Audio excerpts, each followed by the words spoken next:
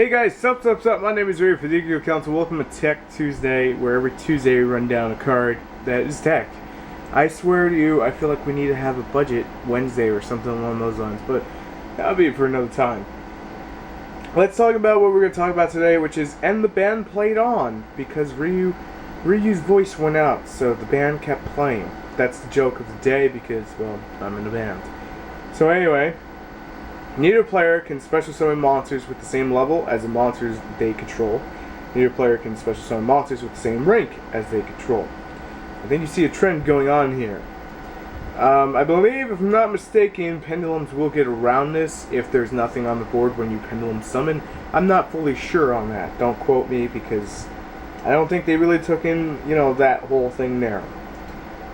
Featured on there are three of my favorite monsters: the guitar, the drums, and the piano. Should have had a mic piece. Just should have.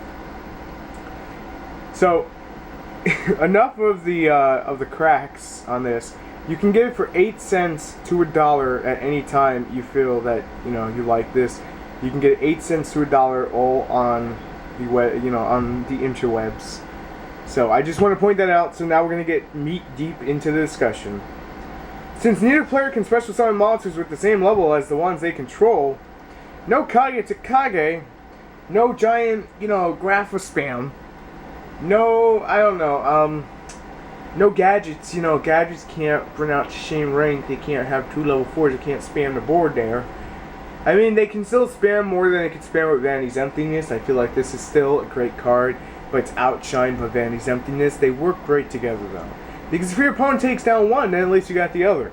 Am I right? Am I right? Alright.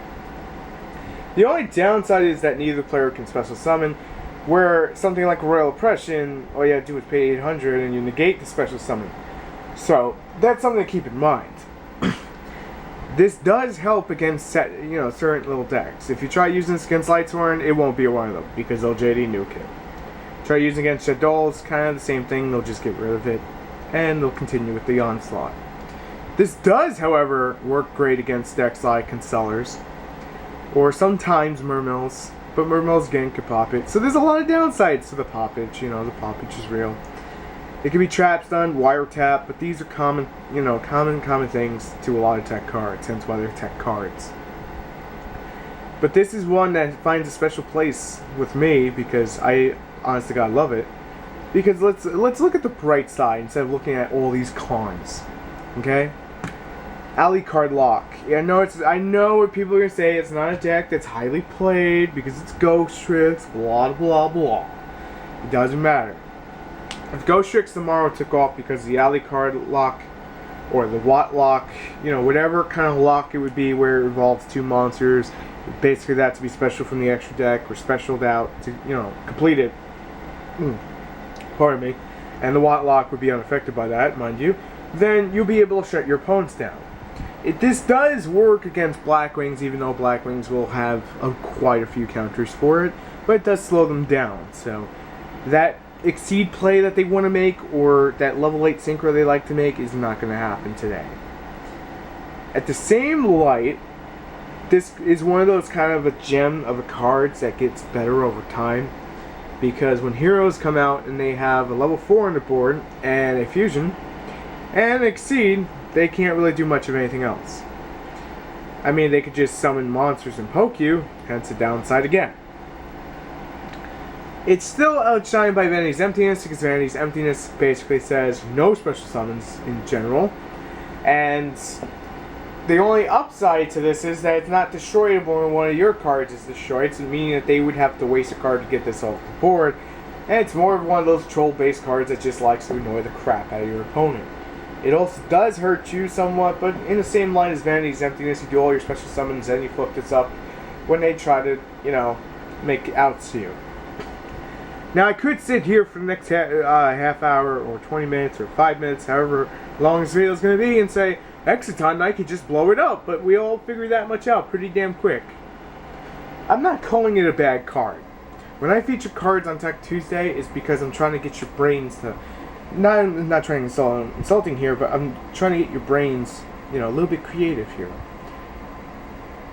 Right now, it doesn't seem all that good, but maybe in the future, it would be better. It's higher. kind of hard to say. I mean, something in anti-meta doesn't special at all. This is another, basically, you can't special summon card, and having 6 of those is pretty nice. But at the same time, most people only run 2 MST, and if they can't get over the third Vanity's Emptiness, well, they can't win. So where does it really shine? If Chaos Dragons tomorrow became popular again, and it does hurt me saying that because I play Chaos Dragons, then this would be a great side deck card against them. It does, however, work against Heretics in the same light because, think about that. They all use level 6 ranks and level 6 monsters, about to say synchros there, and rank 6 cards. I'm sorry, I'm a little tired. Just had a newborn arrive at my house, decided she wanted to be up all night. Sorry. I gotta make cracks throughout the video. But something like Chaos Dragons, where they play a lot of the 6s, if you're going against like my version, it's a great way to shut it down. QQ, I'm gonna add some more MSTs than I ever have now. Jokingly. It also does shut down quite a few decks in the future. Satella Knights, this could work nicely against because the same thing applies where it can basically shut your opponents down. It also works nicely against Evil Swarm. It also works great in Evil Swarm. See how that works? It's kind of balanced there. The best thing to keep in mind is to get a little bit creative with this one because it's not one of those, I just throw it in every deck and it's going to work kind of negation of special summoning cards. It takes a little bit of work to get it really kicking for you. It does, however, work against Exceed Infinity. Still a thing. To an extent. It does work against Dark Worlds if they can't pop it. You know, they already did all the popping, they went turbo, whatever. It does work nicely against Malefics.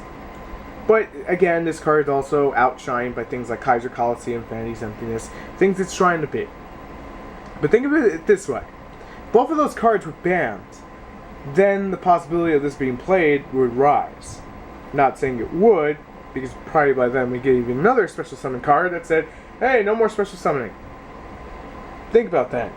Again, as we get closer to the end of each series, we've always gotten a you can't special summon card. Legacy of Darkness, Royal Oppression, Star Strike Blast, Vanity's Emptiness, and I forgot what set this comes in. I want to say Legacy of the Valiant because Legacy of the Valiant's like all over the place. I'm actually looking it up. Primal Origins comes and the band played on. So I was kind of right when I said Legacy of the Valiant because if I remember right, it came as Ultra. Either that or it's a Deluxe Edition or Primal. I think it's a Deluxe Edition. I mean, it could help against certain decks that I'm probably not bringing up right now. Off the top of my head. I mean, you could use this against Madolches. You know, dumb Madolches still topping. And the reason you can use against Madolches or something like Girgia is because they both use the same levels to set up their plays.